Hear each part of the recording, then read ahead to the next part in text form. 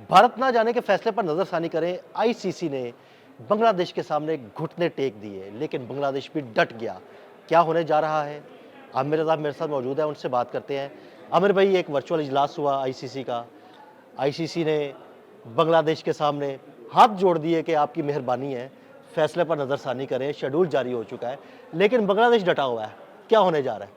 देखिए होना होगा तो वही जो मंजूर बांग्लादेश होगा इस आईसीसी वर्ल्ड कप के अंदर। ये हो नहीं सकता कि जय शाह जो हैं ये अभी घुटनों के बल गए हैं, अब इन्होंने लेटना भी है।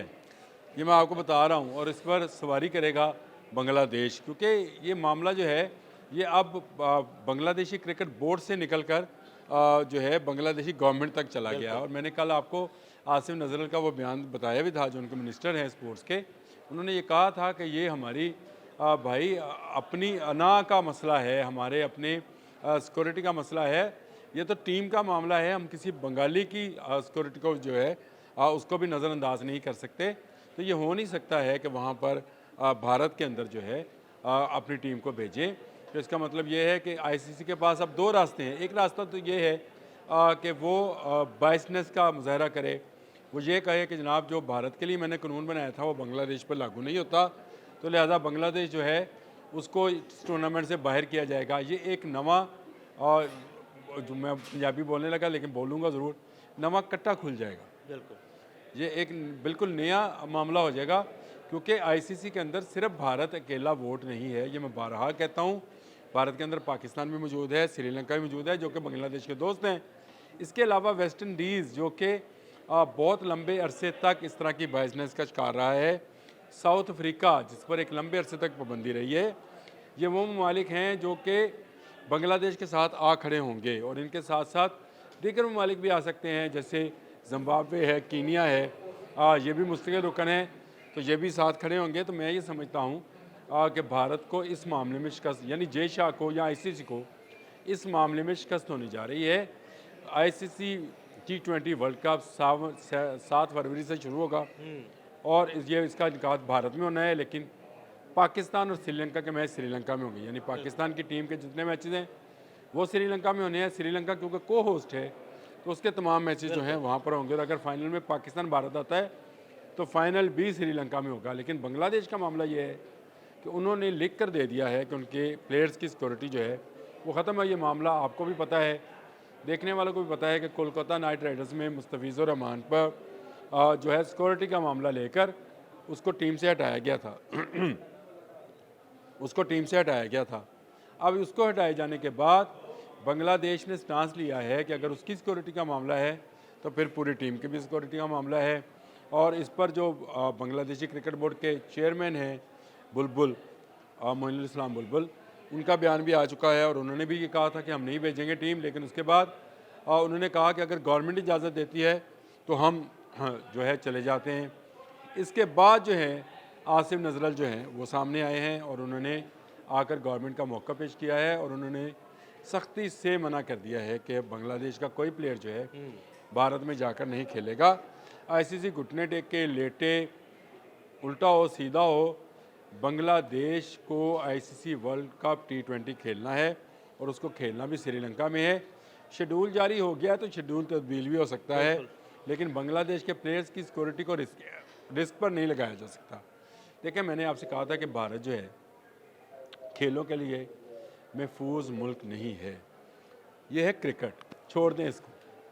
आप मुझे बताएं, वहाँ एक गैर मुल्की टेनिस स्टार ने कल एक इंटरनेशनल टूर्नामेंट के बाद ये कहा कि भारत ऐसा मुल्क नहीं है जहाँ पर आप इंटरनेशनल स्पोर्ट्स का इनकार कर सकें, और वर्ल्ड चैम्पियनशिप तो बिल्कुल भी नहीं।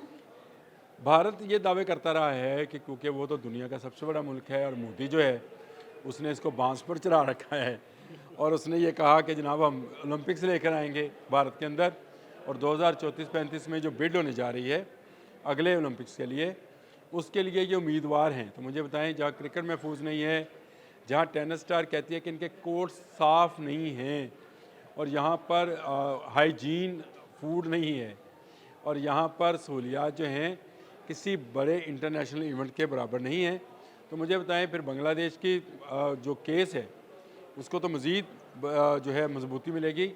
खुद भारत ने ये मजबूती फराहम की थी जब उसने आईसीसी को हाथ लिखा था पाकिस्तान के मुतल्लिक, वही उलट कर अब भारत पर पड़ गया है। आमिर भाई, मेरा ख्याल है- मैंने जो अंडरस्टैंड किया है आपकी बातों से, इसका मतलब ये है कि आईसीसी घुटने टेके, हाथ जोड़े, लेटे, आईसीसी को बांग्लादेश की बात मानना ही पड़ेगी। देखिए, मानना ही मानना है, इसके अलावा चारा कोई नहीं होगा, क्योंकि T20 वर्ल्ड कप को अगर बचाना है तो फिर बांग्लादेश की बात मानना होगी। भारत को ये तस्लीम करना है कि वो बांग्लादेश में मुदाखलत करता रहा है, दहशतगर्दी करता रहा है, और उसने मुस्तफिजुर रहमान को सिक्योरिटी के नाम पर कहा था कि कोलकाता नाइट राइडर में शामिल ना हो। अगर ये मामला ऐसे होता कि पहली मरतबा हो रहा होता तो पूरी दुनिया ने भारत का साथ देना था, क्योंकि हमने भी कहना था कि ये भारत में कम से कम बांग्लादेश के लिए तो कोई सिक्योरिटी मसला नहीं है ना।